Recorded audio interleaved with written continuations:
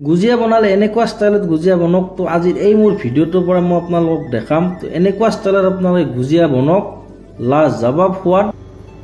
তো নমস্কাৰ, ৰঞ্জন কিটচেনলৈ আপোনালোক সকলোকে স্বাগতম। আশা কৰোঁ আপোনালোক ভালে আছে। তো আজি মই আপোনালোকৰ মাজত যিটো ৰেচিপি শ্বেয়াৰ কৰিম, হোলি স্পেচিয়েল বুলি ক'লে কুছ আলাগ বনতা হে না।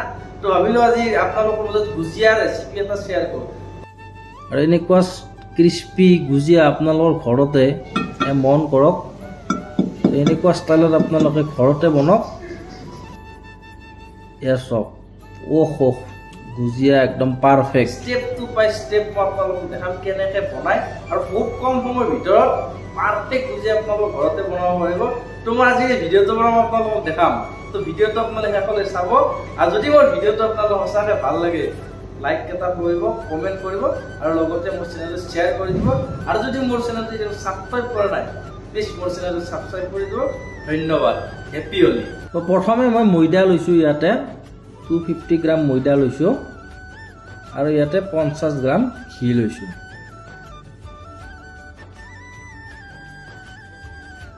আৰু দিম ইয়াতে অকণমান চল।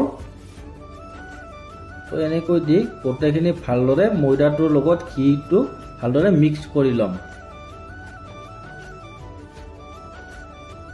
তো এনেকৈ ভালদৰে মই মিক্স কৰি ল'লোঁ। এতিয়া অকণমান পানী দি ময়দাটো খুব ধুনীয়াকৈ মাৰি ল'ম। মন কৰিব যাতে ময়দাৰ যিটো ডো থাকে এইটো যাতে অকণমান টাইট ৰাখিব।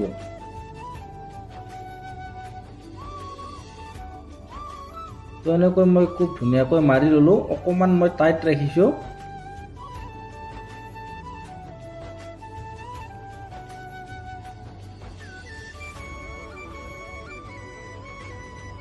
মন কৰিছে আপোনালোকে।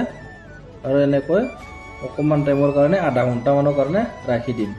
তো এতিয়া মই এখন ফ্ৰাই পেন বহাই লৈ ইয়াতে মই এতিয়া প্ৰথমে যিখিনি ড্ৰাই ফ্ৰুট লৈছিলোঁ এইখিনি অকণমান মই ছটে কৰি ল'ম।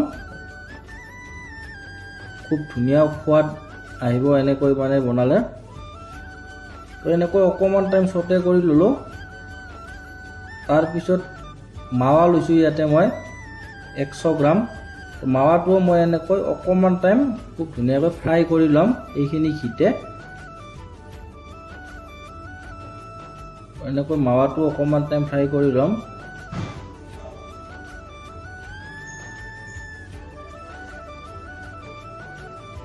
তো এনেকুৱা ষ্টাইলত যেতিয়া গুজিয়া আপোনালোকে বনাব ন ঘৰতে, খাই লাজবাব টেষ্ট। তো মাৱাটো মই এনেকৈ অকণমান টাইম ফ্ৰাই কৰি ল'লোঁ। এতিয়া দিম মই ইয়াতে চুজি। তো চুজিটো মই অকণমান টাইম ফ্ৰাই কৰি ল'ম।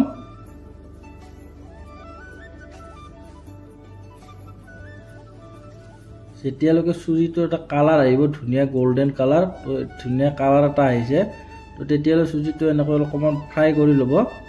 চুজিটো মই অলৰেডি ফ্ৰাই হ'ল। আৰু তো এতিয়া মই দিম ইয়াতে কোকোনাট, নাৰিকল গ্ৰেট কৰি লৈছিলোঁ। এইখিনি ইয়াতো এনেকৈ দি ভালদৰে একেলগে ফ্ৰাই কৰি ল'ম।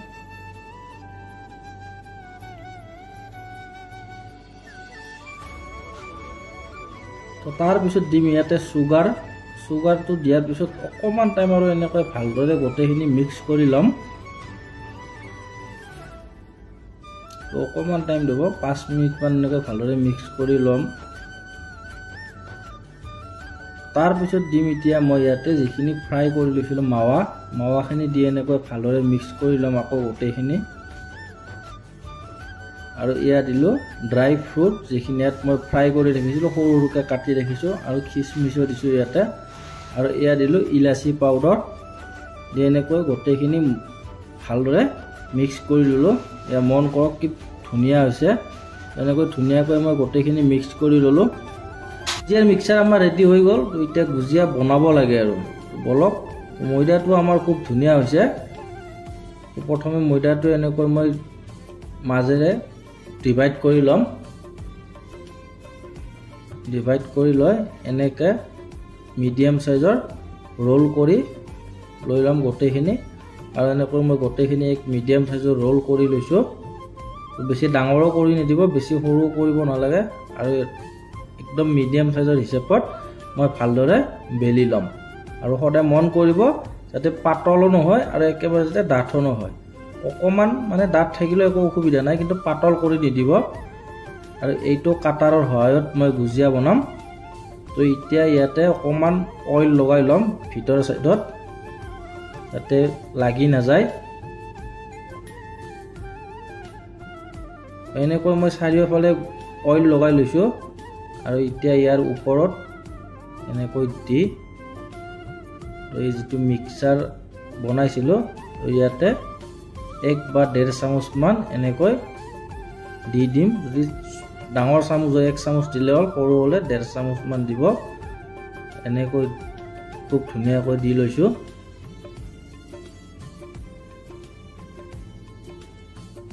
আৰু আপোনালোকে এনেকুৱাকে ট্ৰাই কৰক ঘৰতে আৰু সাইডটোত এনেকৈ অকমান পানী দি লৈছো আৰু সাইডটোত এনেকৈ পানী দি লব তেতিয়া মানে খুব ধুনীয়াকৈ লাগি যাব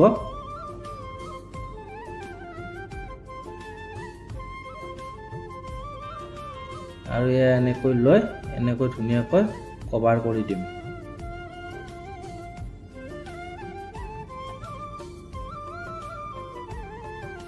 ওয়াও এনেকৈ ধুনীয়াকৈ এনেকৈ কভাৰ কৰি দি ইয়াৰে যেটো সাইড আছে সাইডটো ধুনীয়াকৈ সিঙি এনেকৈ এইখিনিয়া বস্তু আকৌ ভালদৰে বেলি লৈ আকৌ এনেকৈ বনাব পৰা যাব সেইকাৰণে সাইডত ৰাখি দিছো ওয়াও গুজিয়া একদম পাৰফেক্ট তো মই দেখুৱা ধৰণে আপোনালোকে এনেকৈ বনাব খুব ধুনীয়া সোৱাদ তো এনেকৈ মই গোটেইখিনি বনাই লম তো আৰু মই এবাৰ দেখাই দিছো আৰু এটা বনাই কিনে এনেকৈ দি সাইডটোত অকমান পানী লগাই লব এনেকৈ দি ধুনীয়াকৈ কভাৰ কৰি দিলে হ'ল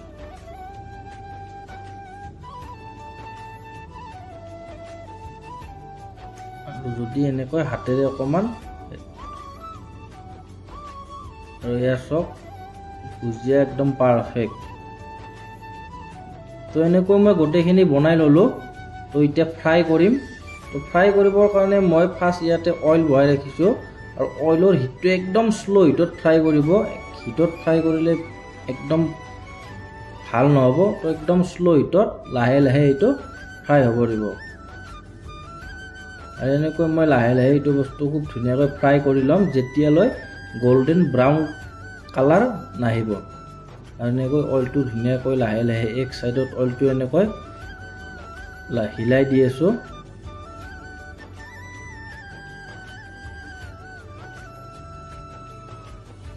আৰু এ মন কৰক খুব ধুনীয়াকৈ ফ্ৰাই হৈ গৈছে গুজিয়া একদম পাৰফেক্ট